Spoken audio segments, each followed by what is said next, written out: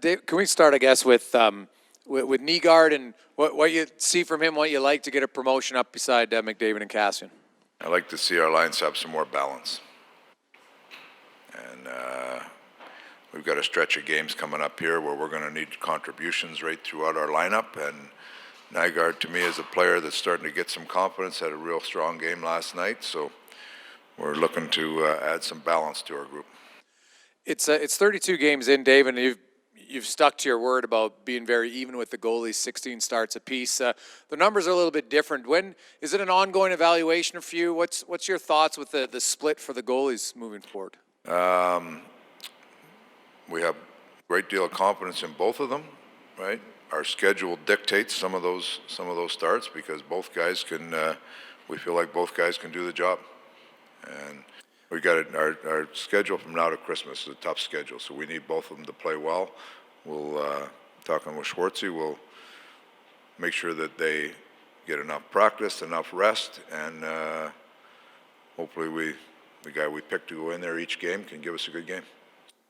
Dave, what are you seeing from the 3-on-3 of teams come up with defensive postures against Connor and Leon, either to pull back or to win the face-off or let them? We won the face-off last night. Yeah, but we gave it away twice. Okay. So they're really good with the puck and defending. So they want those two guys out as long as possible, I guess, without getting off the ice.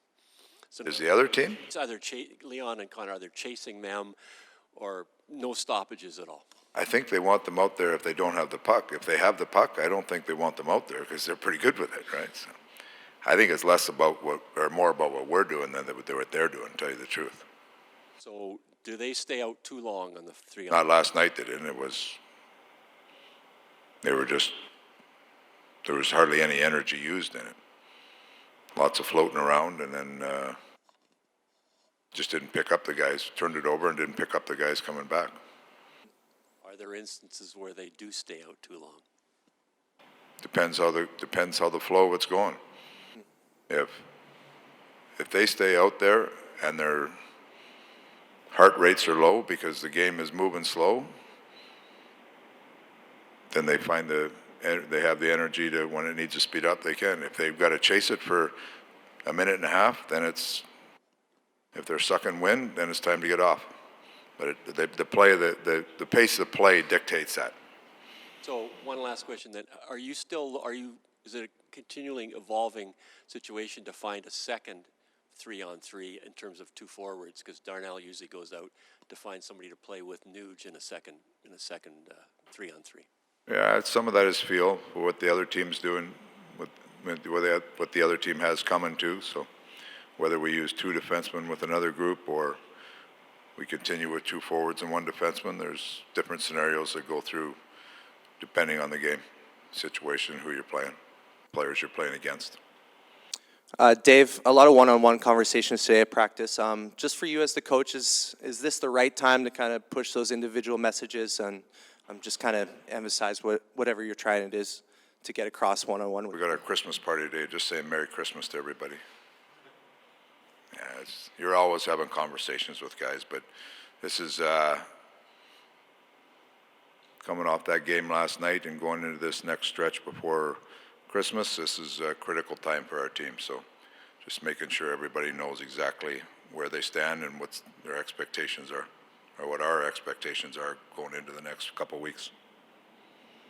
Dave, just to follow up on Jason's questions about the goaltending, I mean, Koskinen's numbers are better now than mine. I realize you're kind of going game by game, but are you at a point where instead of kind of each guy plays 5 out of 10, maybe you're leaning towards Mikko to play 6 or 7 out of those 10 in the big picture?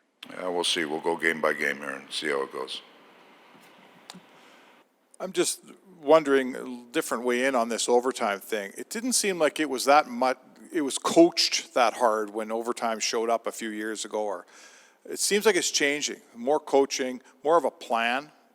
Are you noticing other coaches are, you got the two big weapons in overtime. Are you noticing a different approach from the other bench now? Less than you probably think it is, right? The game is a free flow game out there. The one thing that is key and it doesn't matter if you're playing against those guys or puck possession is a big part of it, and you don't, to give up the puck is a mortal sin unless you have a good chance for it. Like an outside shot is a giveaway, or a giveaway where you've got to play defending is you're at a big disadvantage. And what teams have done now is they use the whole ice. You know, it's not as if 5-on-5, once you get in the offensive zone, you never see a team when they're in the offensive zone 5-on-5, let's come out and go back in again. 3-on-3 is all open ice. So it's the puck possession part of it is a major factor in it. And especially when you're on against Connor and Leon, if they get the puck, they're not gonna do anything to give it back that is a risky thing, because that's when they get in trouble. You see the games that Connor and Leon, the games that are really entertaining for all of us when the overtime's going back and forth and 2-on-1, we're good at those. We're not so good at the slow ones that just slow walk it around. So if that's coaching, maybe, but we had the puck in our stick and gave it away, so that's on us, not on them. Dave, you recall Caleb Jones today. Pearson goes down. You had Larson back with Clefbaum. Larson and Russell, the last two games, you played them a lot of minutes together as a pair. Do you like that pair? Do you want to keep them together and put Jones with Clefbaum? What's your thoughts for? It'll go game to game on how we're looking at matchups, and we've got some heavy games coming up, so we feel like Caleb just gives us a little more. He's skating as a little better defender, so we're going to go into these games. We know they're going to be heavy, hard games, so we just felt like Caleb came up and played some good games for us, and Lars, I like his defending mindset, but game to game, there's certain matchups we're going to be looking at that we'll probably shuffle some guys around. You guys have been dominant on the power play all season long, but 5-on-5, the spark just isn't there especially over the last little bit. What's the ingredient that's missing, obviously, other than having? I think we have to get more mindset of getting pucks to the net, and you understand, like, top players don't want to just put the puck in the net from outside because they think it's a giveaway, and a lot of times it can be, but there's we don't get enough low-high, puck to the net, traffic, kind of stuff like that. Like, that's an improvement we have to make 5-on-5. Just the ability to get pucks to the net and people at the net. You know, we don't have to pass it into the net. And just the win one, lose one, win one, lose one. Obviously, you want to win more games, but is this kind of the low end of acceptable, or does something have to change? No, we want to win every game. Yeah. Like, and you got to keep getting points. Like,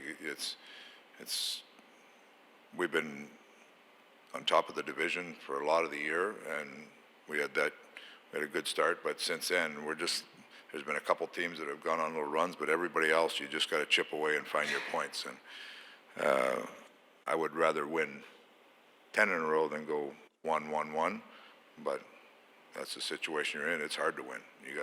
But it's an area like we've got to give ourselves a chance to win more games in a row.